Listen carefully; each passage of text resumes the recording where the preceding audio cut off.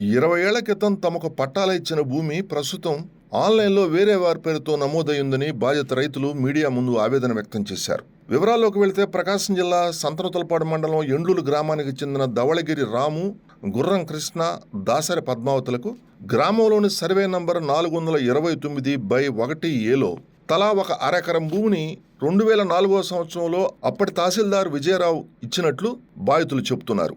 అయితే సంవత్సరం క్రితం మరో తహసీల్దార్ శేలం శ్రీనివాసరావు ఒంగోలు నగరానికి చెందిన వారికి ఈ భూమిని అక్రమంగా ఆన్లైన్లో నమోదు చేశారని బాధితులు మీడియా ముందు వాపోయారు.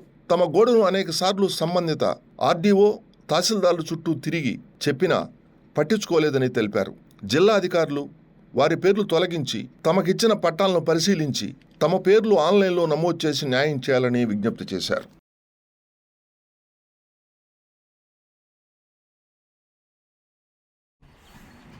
నా పేరు దాసరి వెంకట్రావు. అది ఎండూరు గ్రామం అండి, సంతనూతలపాడు మండలం. ఎండూరు గ్రామంలోనే పేద కుటుంబంలో ఉన్నటువంటి మాకు ముగ్గురు కలిపి 3 అరెకరాల భూమిని 429/123లో 3 భాగాలుగా ఇచ్చారు. మిగులు భూమి ప్రభుత్వ భూమిగానే కేటాయించి ఉన్నది.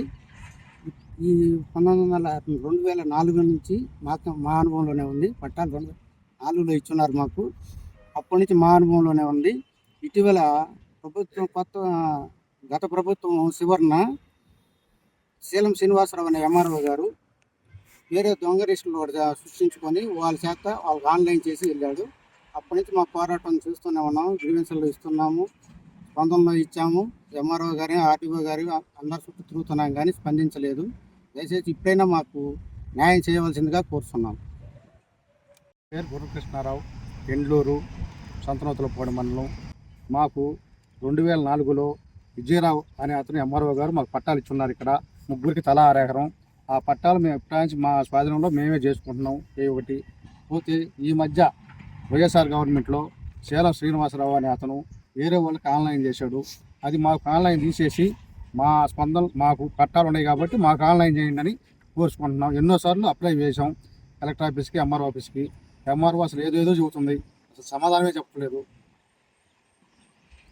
అసలు మీకు ఎందుకు ఇచ్చారు పట్టాలు ప్రభుత్వం వాళ్ళు? మాకు భూమి చేసుకోమని. అదే మీరు ఏది నిరుపేద కుటుంబంలో స్థానికులమై ఆ పొలం లేదు కాబట్టి తలాఖాతి ఇచ్చారు. మాకు నిరుపేదలం కాబట్టి పొలం లేదని చెప్పి తలా ఒక అరెకరం ఇచ్చారు చేసుకోమని. అది ఇట్లా అన్యాకాంతం చేస్తున్నారు. ఇంకా స్థలం చాలా ఉంది, గవర్నమెంట్ భూమి ఇక్కడ. అదంతా గందరగోళంగా ఉంది.